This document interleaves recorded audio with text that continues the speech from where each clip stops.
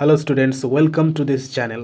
Today this class is going to be very special and going to be very important for you because today we are going to discuss in detail about the lesson 1, that is Father's Help, and it is written by R.K. Narayan. So be very attentive, elaborate description ahead. We are going to discuss, we are going to explore everything. So be ready and very attentive while I am going to disclose the meaning of the word, the meaning of the sentence, and the meaning of this story in Bengali.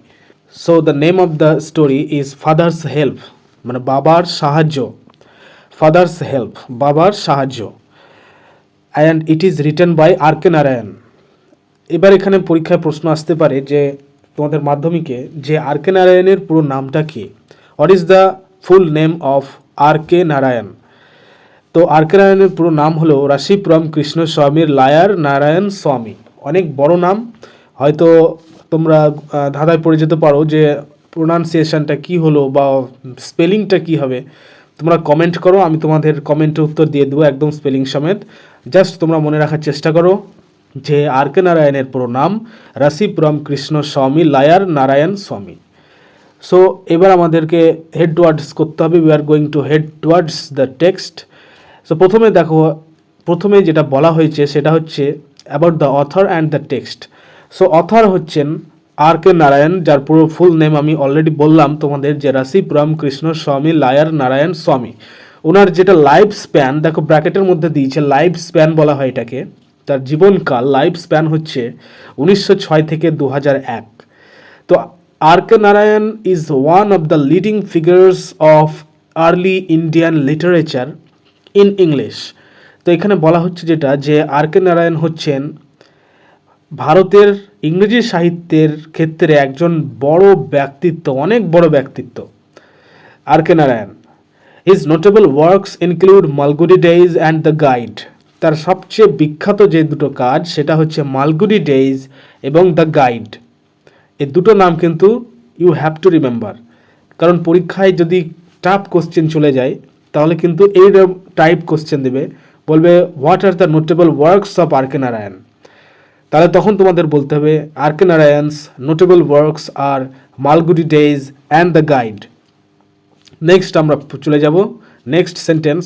He was awarded the Sahitya academy award in 1958 for the guide. তাকে Sahitya academy অ্যাওয়ার্ডে পুরস্কৃত করা হয়েছিল কত সালে? In 1958, 1958 সালে। And for what? For the guide. The guide বলে যে একটা বই তিনি লিখেছিলেন, যে গ্রন্থটা তিনি লিখেছিলেন, যে গল্পটা তিনি লিখেছিলেন, সেইটার জন্য কিন্তু তাকে সাহিত্য একাডেমি অ্যাওয়ার্ড মানে পুরস্কৃত করা হয় এবং তাকে সম্মানের সহিত অ্যাওয়ার্ড করা হয়। সো আশা করি তোমাদের কাছে লাইনগুলোর মানে একদম জলের মতো ক্লিয়ার হয়ে যাচ্ছে। তো এখানে স্টোরি সম্পর্কে the entire story, about the entire story, এখানে জাস্ট একটা টাচ দিচ্ছে তোমাদের এখানে, যে বলছে the story an edited excerpt from Malgudi Days is about a young boy called Swaminathan who is unwilling to go to school but is forced by his father to attend school. What is the meaning behind this sentence? এখানে বলতে চাইছে যে the story, যে গল্পটা, এই গল্পটা যেটা আমরা পড়তে চলেছি, তো এই গল্পটা এটা কি, it is very important line and you have to mark it out. Mark করে নাও, ভালো করে আন্ডারলাইন করে নাও যে an edited excerpt from Malgudi days. What is the meaning of excerpt from? Excerpt from means taken from means adapted from. There are various meaning, মানে নেওয়া হয়েছে, মানে যে গল্পটা তোমরা পড়ছো যে ফাদার্স হেল্প, এটা কোন কাব্যগ্রন্থ বা একটা যে বই বড় সেখান থেকে নেওয়া হয়েছে, সে বইটার নাম হচ্ছে মালগুডি ডেজ। অর্থাৎ father's help that is written by R K Narayan is taken from or is adapted from or is an excerpt from Malgudi days. আশা করি তোমাদের কাছে এটা ক্লিয়ার হয়ে গেছে। এবার কি বলছে যে the story is about a young বয়, গল্পটা হচ্ছে একটি যুবক বালককে নিয়ে, কল্ড স্বামীনাথন, যে বালকটির নাম হলো স্বামীনাথন, বানান কিন্তু ভালো করে স্পেলিংটা মনে রাখতে হবে, স্বামীনাথন।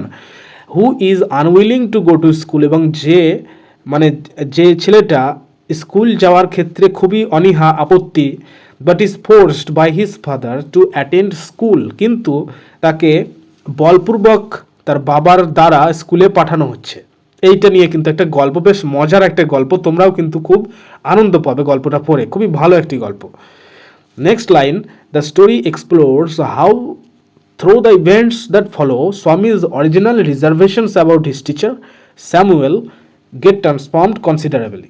বলছে স্বামীনাথনের যে আসল যে চিন্তা ভাবনা তার শিক্ষকের প্রতি, তার শিক্ষকের নাম হচ্ছে স্যামুয়েলের প্রতি, সেটা কিন্তু খুব শীঘ্র ট্রান্সফর্মড হয়ে যায়, মানে পরিবর্তন হয়ে যায় কনসিডারেবলি, মানে অনেকটাই, অ্যাজ মানে ভেরি মাচ। আশা করি তোমাদের কাছে অথর অ্যান্ড দ্য টেক্সট সম্পর্কে কিন্তু ক্লিয়ার হয়ে গেছো। এইবার আমরা মেন স্টোরিতে চলে আসবো, unit number 1। So be very attentive, pay A rapt attention while I am going to clear the meanings behind this sentence. Unit number 1 দেখো, বলছে লাইং ইন বেড স্বামী realized with a shudder that it was a Monday morning. বলছে lying in bed, এখানে lying LYING, এখানে কিন্তু লাইয়ের তিনটে ব্যাপার আছে। একটা হচ্ছে লাই LIE লাই, লাই lied lied LIED lied, LIED lied, লাই লাইড লাইড। যদি মিথ্যে কথা বলা হয়, মিনিংটা যদি মিথ্যে কথা বলা হয় তখন লাই লাইড লাইড। যদি কোনো কিছু রাখা হয়, lay laid laid, LAY lay, LAID laid, LAID laid, means the hen laid an egg. I lied LIED lied, আমি মিথ্যে কথা বলেছিলাম, আই লাইড। মুরগিটি একটি ডিম পেড়েছে, the hen laid an egg. ঠিক আছে, তারপরে এবার এখানে এলো লাই LIE লাই মানে শুয়ে থাকা, লাই লে অ্যান্ড লেন, এটা কিন্তু ভার্বের তিনটে করে ফর্ম, তোমাদের অবশ্যই মনে রাখতে হবে। তো যাই হোক, সেদিকে যাচ্ছে না। LIE লাই মানে হচ্ছে শুয়ে থাকা, তো যখন ING ফর্ম হচ্ছে, যোগ হচ্ছে, তখন IE উঠে ওয়াই হয়ে যাচ্ছে এবং INGটা জয়েন হচ্ছে। তো এখানে কি বলছে, LYING লাইং, লাইং মানে আসলে এখানে শুয়ে থাকা। লাইং ইন বেড অর্থাৎ বিছানায় শুয়ে শুয়ে, এটা কিন্তু পার্টিসিপেলের একটি অ্যাপ্লিকেশন, যে লাইং ইন বেড বিছানায় শুয়ে শুয়ে Swami realized with a shudder that it was a Monday morning. Swami অবাক হয়ে, শাডার মানে কি, শাডার মানে হচ্ছে একদম চমকে গিয়ে, মানে হঠাৎ করে মনে হলো তার, বুঝতে পারলো আরে এটা তো আজকে সোমবার সকাল। It looked as though only a moment এগো ইট ওয়াজ ফ্রাইডে। আরে একটু আগে তো যেন দেখে মনে হচ্ছিল যে আজকে শুক্রবার, মনে হচ্ছিল একটু আগেই যে আজকে শুক্রবার, এটা কিন্তু তার মনে হচ্ছিল স্বামীর। নেক্সট লাইন বলছে অলরেডি মন্ডে ওয়াজ হেয়ার, কিন্তু দেখছি মন্ডে তো প্রায় চলে এসেছে। দেখো, মিনিং সেন্টেন্সগুলো কিন্তু পাস্টে বলছে, আমি কিন্তু গল্পটা তোমাদের প্রেজেন্টে করে বলছি, তোমরা কিন্তু কোনোভাবেই মিসআন্ডারস্ট্যান্ডিং করবে না। এখানে কিন্তু মিনিংগুলো এইভাবে বলা যেতে পারে যে Swami realized with a shudder that it was a Monday morning. Swami অনুভব করেছিল একটি কম্পনের সঙ্গে যে এটা ছিল সোমবার সকাল। ছিল বললে হয়তো গল্পটা একটু অন্যরকম শুনতে লাগবে, সেই কারণে আমি একটু টেন্সের জাস্ট চেঞ্জ করছি যেন গল্পটা শুনতে তোমাদের সহজ হয়, গল্পটা বুঝতে সহজ হয়। যে স্বামী অনুভব করলো মানে কেঁপে উঠে যে আরে যা আজকে তো সোমবার সকাল, একটু আগে তো যেন মনে হচ্ছিল আজ শুক্রবার, কিন্তু অলরেডি তো মন্ডে চলে এসেছে। He hoped he didn't have to go to school, এবং সে হয়তো মানে যেহেতু সে ভেবেছিল আজ হচ্ছে শুক্রবার, সেহেতু সে আশা করেছিল যে আজ আমাকে তাহলে স্কুল যেতে হবে না, কিন্তু তাকে এখন যেতে হবে কারণ আজ Monday morning. At 9 o'clock Swaminathan wailed, 9টার সময়, দেখো সকালে কত লেটে উঠছে, 9টার সময় স্বামীনাথন ওয়েল, এখানে WAIL ওয়েল মানে হচ্ছে চিৎকার করে কান্না কর, মানে চিৎকার করে আর্তনাদের সঙ্গে গোঙাতে বলা কে বলা হয় ওয়েল। তো স্বামীনাথন ওয়েল্ড, কি ওয়েল্ড করছে না, I have a headache. Underline this sentence, I have a headache. এখানে স্বামীনাথন চিৎকার করে আর্তনাদের সঙ্গে বলছে, আর্তনাদ করছে যে আমার মাথা ব্যথা করছে। মাদার জেনারাসলি সাজেস্টেড দ্যাট স্বামী might stay at home.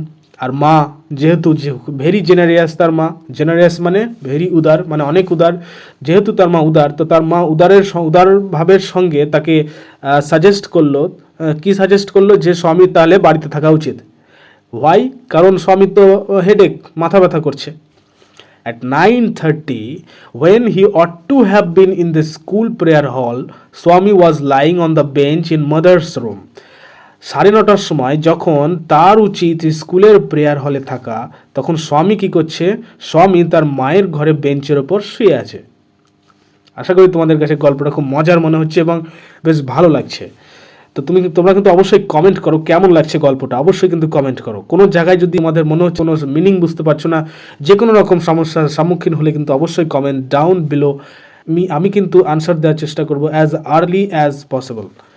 Next তারপরে চলে যাব। দেখো বলছে তখন ফাদার আস্কড হিম, বাবা তখন তাকে জিজ্ঞেস করলো, have you no school today, আজকে তোমার স্কুল নেই? তখন স্বামী রিপ্লাইড, স্বামী উত্তর দিচ্ছে, হেডেক, মাথা ব্যথা করছে, মাথা ব্যথা, তাই বলছে স্বামী। তখন তার ফাদার বলছেন যে nonsense, dress up and go, বোকা ছেলে কোথাকার, জামা প্যান্ট পরো এবং যাও, স্কুলে যাও। হেডেক, মাথা ব্যথা, loaf about less on Sundays and you will be without a headache on Monday. এটার মানেটা কি? লোভ অ্যাবাউট, প্রথমে হচ্ছে অ্যাপ্রোপ্রিয়েট প্রিপোজিশন দিয়ে দিয়েছে যে লোভ অ্যাবাউট, লোভের সঙ্গে ফিক্সড প্রিপোজিশন অ্যাবাউট। লোভ অ্যাবাউট মানে ওই যে লোভ থেকে আমরা বলি লোফার, লোফার মানে যারা ঘুরে ঘুরে বেড়ায়, তো লোভ অ্যাবাউট মানে কিন্তু ঘুরে বেড়ানো, অকারণে ঘুরে বেড়ানো, কোনো কাজ নাই কিছু নাই ঘুরে বেড়াচ্ছে, এটাকে বলছে লোভ অ্যাবাউট। লোভ অ্যাবাউট হচ্ছে is a fixed preposition about. লোভ অ্যাবাউট, ওয়ান্ডার অ্যাবাউট, রোমিং করা বলে, মানে ঘুরে বেড়াচ্ছে, জাস্ট কিছু কাজ নেই। তাই বলছে যে তুমি ঘুরে বেড়ানো, লোভ অ্যাবাউট লেস মানে কম ঘুরে বেড়াতে হবে তোমাকে, অন সানডেজ, রবিবারের দিনগুলোতে, সানডেজ যেহেতু বলছে প্লুরাল করে দিয়েছে, রবিবারের দিনগুলোতে তোমাকে কম ঘুরে বেড়াতে হবে, and you will be without a headache on Monday, তাহলে তোমার সোমবারের দিন মাথা ব্যথা হবে না। Swami knew how strict his father could be, Swami জানতো যে তার বাবা কতটা কঠোর হতে পারে। So he changed his tactics, তাই সে তার চালাকিটাকে একটু পরিবর্তন করলো। ট্যাকটিস মানে এখানে চালাকি। I can't go so late to the class, আমি ক্লাসে এত দেরি করে যেতে পারবো না। অদ্ভুত আর একটা, এবার মানে তার ট্যাকটিসটাকে চেঞ্জ করে দিল, হেডেক থেকে এবার লেট মানে ক্লাসে লেট করে ঢুকার বা লেট কামারের ব্যাপারটা কিন্তু ঢুকিয়ে দিল। নেক্সট দেখো এবার কি বলছে, বলছে you will have to, it is your own fault. তখন তার ফাদার বলছেন যে তোমাকে অবশ্যই স্কুলে যেতে হবে, কারণ এটা হচ্ছে তোমার নিজের দোষ। What will the teacher think if I go so late, এখানে বলছে যে শিক্ষক কি ভাববেন যদি আমি দেরি করে ক্লাসে যাই। নেক্সট লাইন বলছে যে tell him you had a headache and so are late, বলছে যে তাকে বলে দিও যে তোমার মাথা ব্যথা করছিল তাই তুমি দেরি করে এসেছো। He will scold me if I say so, এখানে আছে স্কোল্ড, SCOLD, স্কোল্ড, স্কোল্ড মানে চাইল্ড, মানে বকুনি দেওয়া, স্কোল্ড। তিনি আমাকে বকা দিবেন যদি আমি এমন কথা বলি। Will he, let us see what is his name, তখন বলছে যে তাই নাকি, কই দেখি তার নাম কি, সে শিক্ষকের নাম কি তাই জানতে চাইছে তার বাবা। তখন স্বামী উত্তর দিচ্ছে Samuel. Does he always scold the students, তিনি কি সর্বদাই মানে সবসময় ছাত্রদের বকাবকি করে থাকেন? তখন স্বামীনাথন উত্তর দিচ্ছে যে he is a very angry man, he is specially angry with the boys who come in late, ওই যে তিনি হচ্ছেন একজন রাগী মানুষ, খুবই রাগী একজন মানুষ, তিনি বিশেষভাবে সেই সমস্ত বালকদের উপর রেগে থাকেন যারা দেরি করে ক্লাসে ঢোকে। I wouldn't like to go late to Samuel's class, I don't like to go late to the Samuel's class, আমি স্যামুয়েলের ক্লাসে, স্যামুয়েলের শিক্ষকের ক্লাসে আমি কখনোই দেরি করে যাব না, আমি দেরি করে যেতে চাই না। If he is so angry why not tell your headmaster about it, বলছে যদি তিনি এতটাই রাগী হন তাহলে তোমাদের সে প্রধান শিক্ষক মহাশয়কে কেন এই সম্পর্কে বলো না। তখন স্যামুয়েল উত্তর দিচ্ছে ট্যাকটিসের সঙ্গে, চালাকির সঙ্গে, যে they say that even the headmaster is afraid of him, এই যে এখানে দেখছো অ্যাফ্রেড অফ, এই অ্যাফ্রেড অফ মানে হচ্ছে ভয় পাওয়া।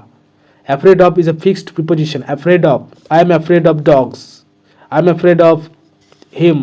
তো এইভাবে প্রিপোজিশনগুলোকে কিন্তু সাজিয়ে নিতে হয়। অ্যাফ্রেড অফ, অ্যাপ্রোপ্রিয়েট প্রিপোজিশনের উপর সেপারেট ক্লাস তোমাদের দিয়ে দেবো একদিন। অবশ্যই কিন্তু চ্যানেলটা সাবস্ক্রাইব করে রাখো, এটা লাইক করে দাও এবং এটা বন্ধুদের কাছে তোমাদের শেয়ার করে দাও, কারণ এরকম রিলেটেড আপডেটস কিন্তু আসতে থাকবে এখন টেক্সটের উপর বেসড করে।